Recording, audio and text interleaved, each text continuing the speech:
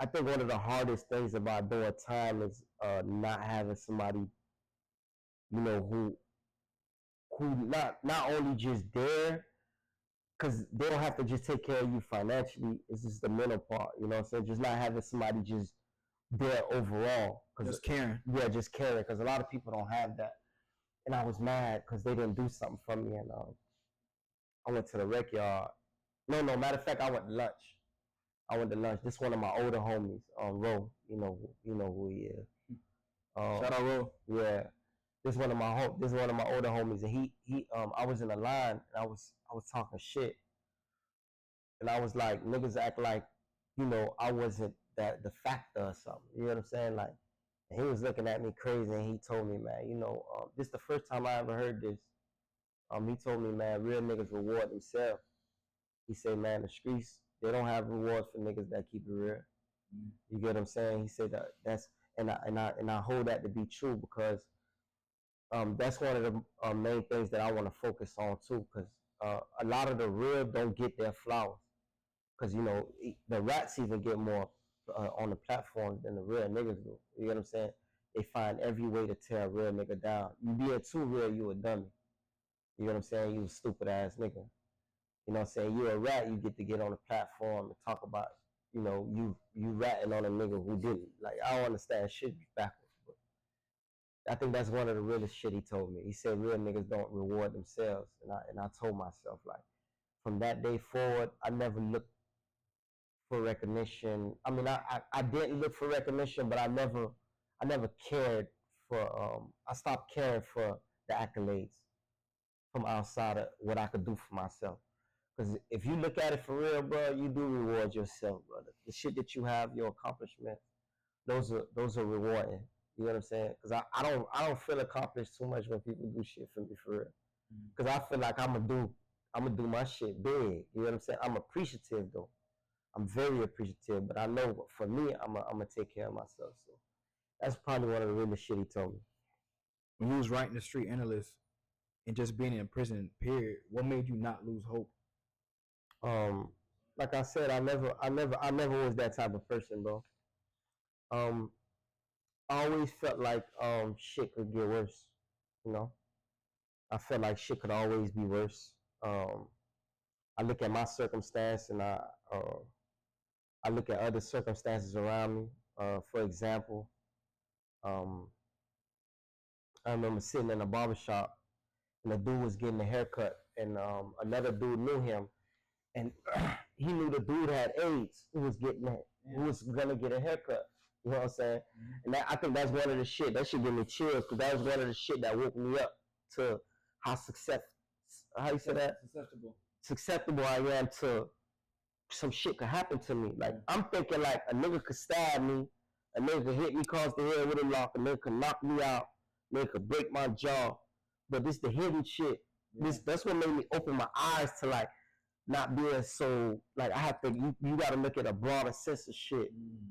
So I'm sitting in the barbershop and a dude exposed them for having the AIDS.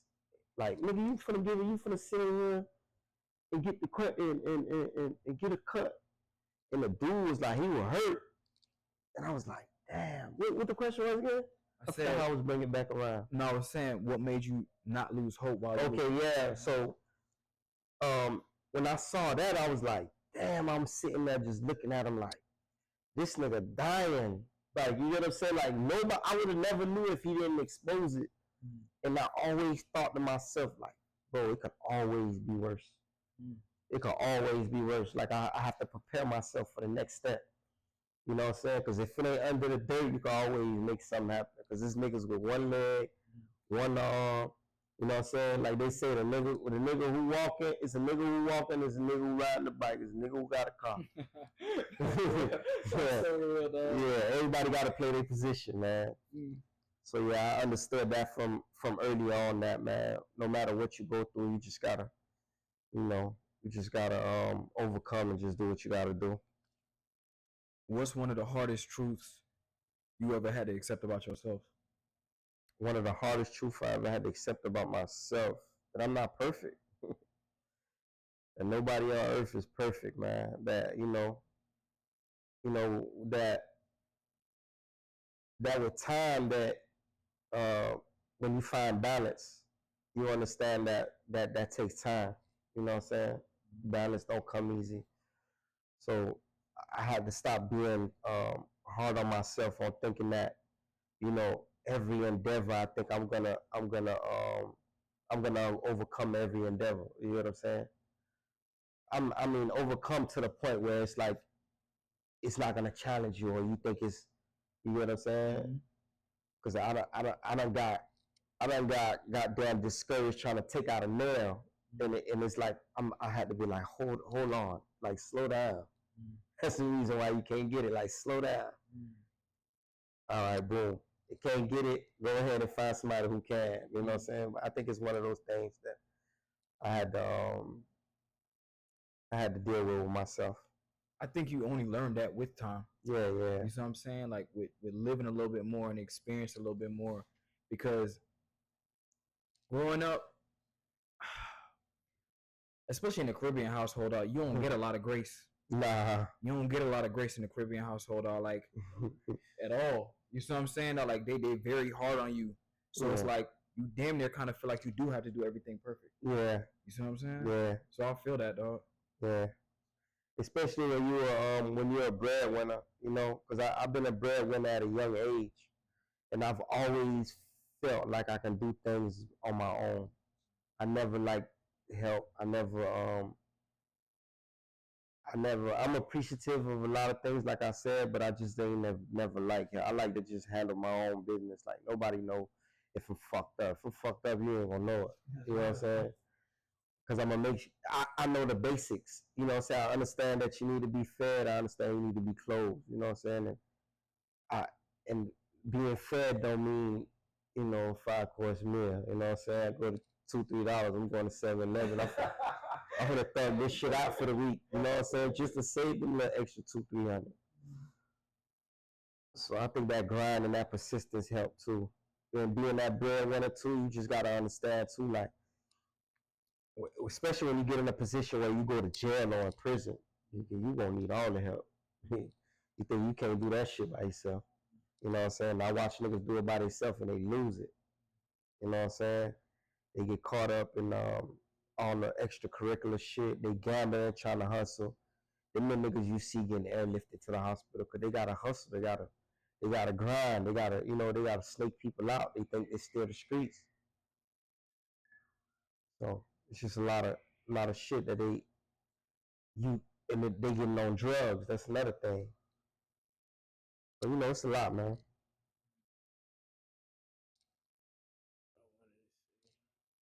What was the relationship with your pops? I ain't had no hell of a relationship with him. My father was a very stern, very he like militant type of dude. You get what I'm saying? Like he was very stern. When my father had an accident, I was like 92. I said about 92, 93. Um, he had a stroke, so he moved away. But my early childhood memories with him wasn't. It was stern. I think what I felt like he instilled in me was to be a better father. Honestly, you know what I'm saying? Because I don't think he was that example. That to me, you feel me? I think he instilled that in me. But you know, I don't have nothing with him. But he just ain't never was a. He never got to be the father he could have been. You know what I'm saying? But he was gone. So my old girl raised me. But you know, unfortunate circumstances. It's not like you could be a father. But I one thing that I did realize early on that about women who don't like to take accountability, my mother wasn't one of them. Like my mother used to get beat down from him. You know what I'm saying?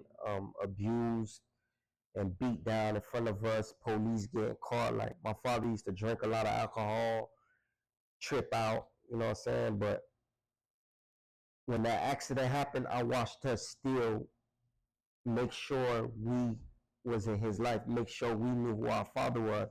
And he wasn't, to me, he wasn't the man. Like, I mean, like a 2 hands, 2 feet, can do for me, man. For her to be able to be that strong to still let him be a father. You know what I'm saying? A lot of women today, I don't think have that kind of backbone. You know what I'm saying? He wasn't even he was half a man to, in a sense. You know what I'm saying? Because he was fucked up. But she made sure we knew who our dad was. You know what I'm saying?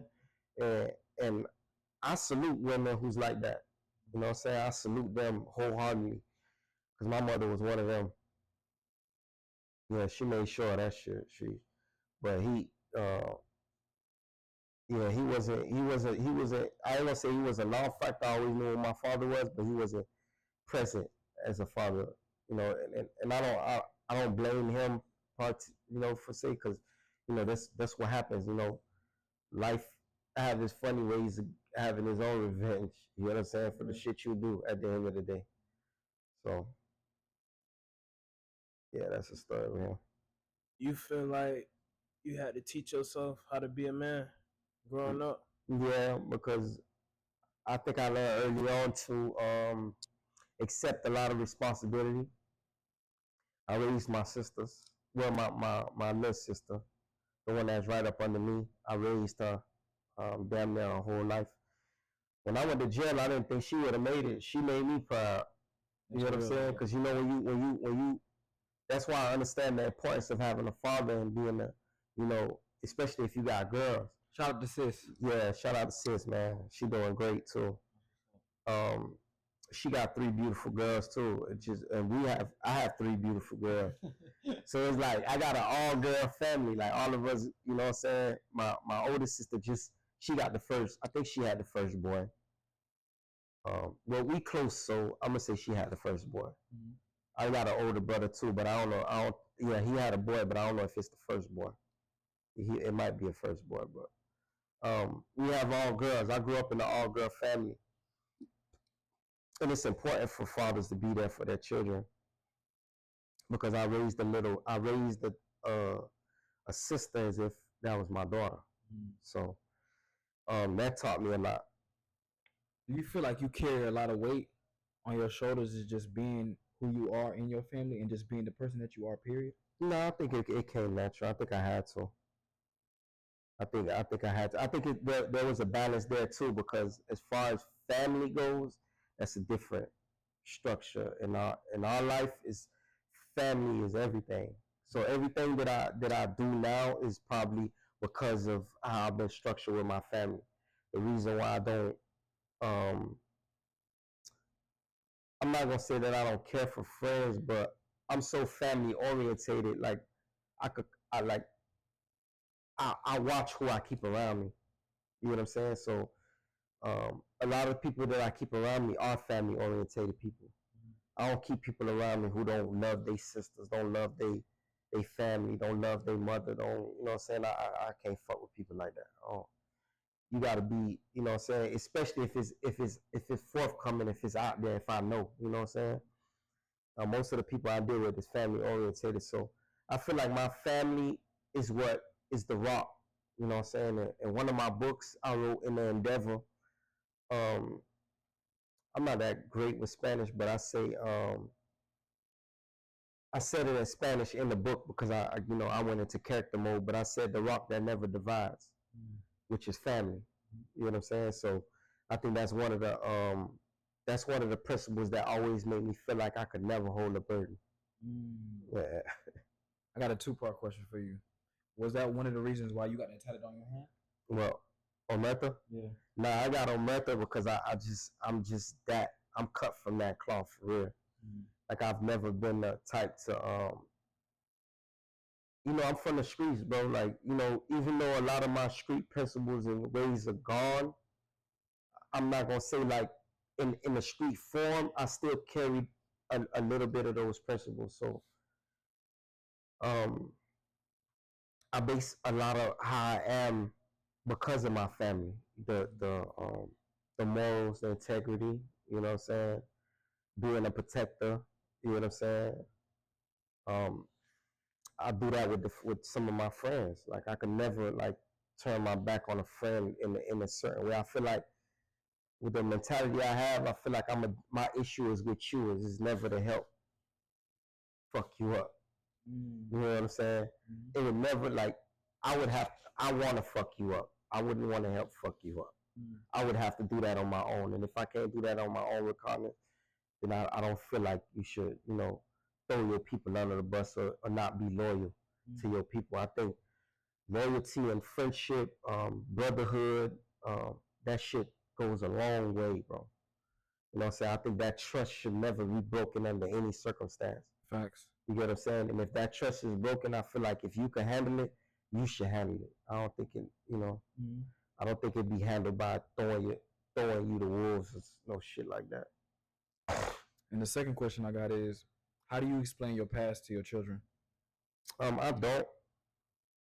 You know what I'm saying? I let them see me for who I am. Being loving, being caring, being protecting.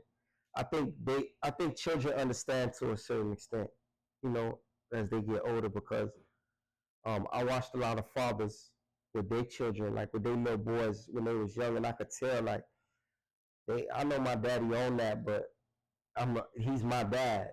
That's all we need to be worried about at the end of the day, and I see that in a lot of their qualities, and I think I just instill so much of a loving nature. I don't think my past carries any weight because it don't matter no more.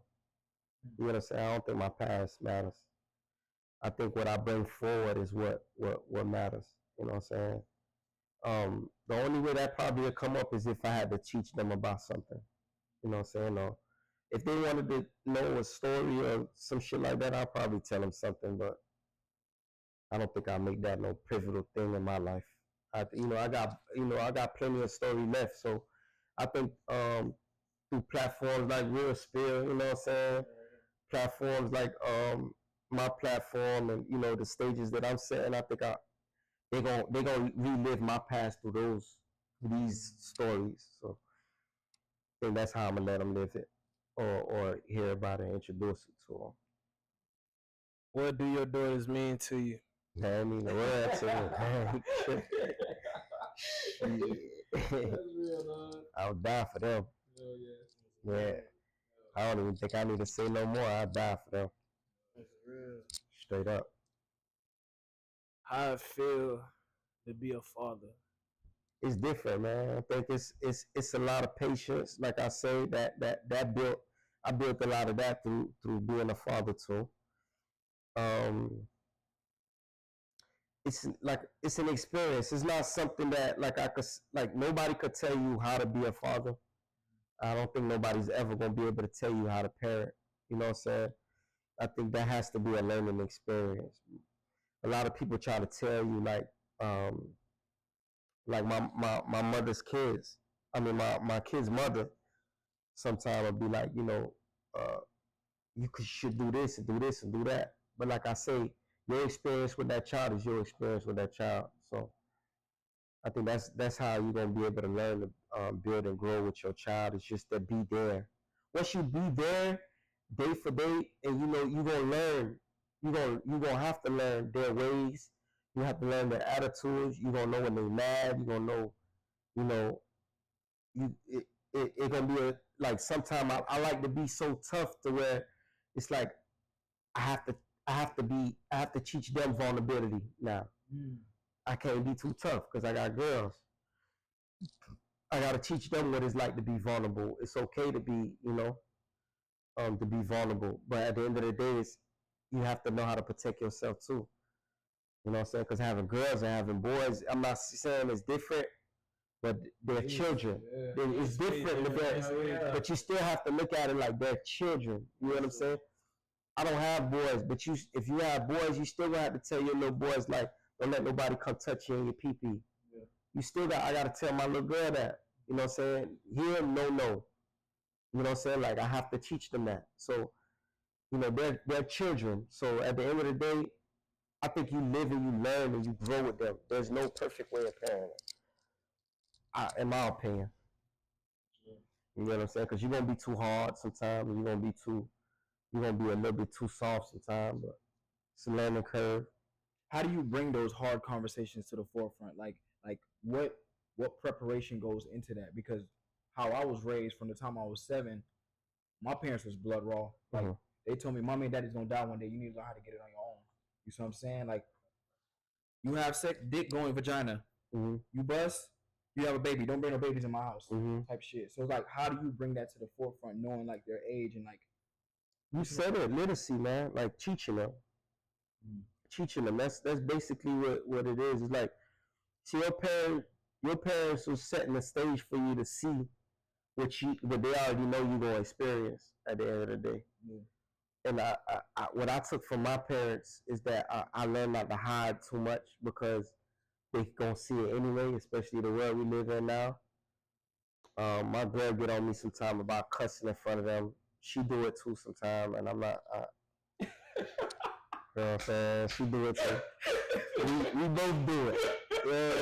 That's real, dog. No, but it's like, and then she chase after me, but I be trying to tell her, like, listen, I'm an adult, right? So whatever I'm doing, for like, if I pick this red cup up and I sip the cup, this juice, by the way, this ain't no liquor. I pick this cup up and I drink from this cup, and they know that you're not supposed to pick this cup up. There's repercussions behind picking this cup up, versus there's repercussions behind picking up this remote and keep changing the channel. There's two repercussions. The reason why, because this is harmful, right? If there was liquor in here, it's harmful. So you know certain things that daddy got, or there's zero tolerance. You get what I'm saying? You reach certain things is zero tolerance. So that's what I try to instill. Like, even though I cuss, she still knows, like, you can't say it like freely like I'ma say it. You have to know, like, this ain't, you know what I'm saying? Like, even if I leave certain things around, she'll pick it up. Daddy, now you know. Or if I leave my phone around, daddy, you know what I'm saying? Yeah, you know not to touch that. You know that's for me. Don't play with that. That's because it's like, I ain't got kids, though, so it's like I always think about that. Like, my parents was just so open with the shit, but at the same time, I'm very susceptible to shit. Like, I learn very, very fast. You see what I'm saying? But you don't know what kind of household that child is gonna get brought up in, because you got to remember. You know what I'm saying? You have vindictive women that are. Think about this, right? You in a house with your girl and have a kid, right? I'm gonna take you through my experience. That way, I can get a better understanding. So, before I was incarcerated, I had a child. She was 1 at a time, right? So I kind of got the gist of, you know, raising her a little bit, but I had a community of people help me raise her. So I never got to be a father per se. You know what I'm saying? They say it's different stages to being father, dad. You know, you have to be there, present. But whatever those stages are, I wasn't present for real. Like for the first one. I had my second child, again, out of wedlock. Didn't have the perfect relationship with her, because, like I say, you didn't raise that child inside of a home. So it's a difference between raising a child inside of a home, or me fucking this broad and she have a baby over there, or I had a baby with a girl and she don't want to let me see the child. There's a big difference between how you're gonna raise your child. So before you have a child, remember, it's very important who you breed with, because depending on how you raise that child, it's gonna be the outcome. Yeah. And the third scenario was me now in-house. I have a whole family inside of my house raising a child. It's new to me. I have children though, but this is new to me. So this is a whole different experience that I would have never seen this shit. Like the way the you know, you lose sleep. You know what I'm saying? You wake up early, you sleep late. You know what I'm saying? You have to provide. You have to be there. You have to. You can't eat by yourself sometimes. You can't. You know what I'm saying? You can't drink by yourself sometimes. Like it's a lot. It's a lot. Not those are a lot. Not as if it's a burden, but it's a lot as an experience. Because I had the best of different type of scenarios. So regardless of I've had the experience, which I got children, but I've never had the experience of having a child. You get what I'm saying? And raising that child. So I learned how to be a man now versus the man I was before, because I grew up fast and learned how to be a man, but I have to be a real man now. You get what I'm saying? Because you have to be, you know, like I say, you have to be vulnerable. You have to, you know, it's different. It's skin to skin with your children now. You have to bathe your children. Your children have to trust you. You get what I'm saying? Imagine being a father and not being able to be around his daughter, right? And then couple years down the line, your daughter's still a child, and maybe you have to bathe your daughter. You know what I'm saying? Yeah. Now imagine if you didn't have a in-house or whatever. Let's say you stay by yourself and your daughter coming to see you.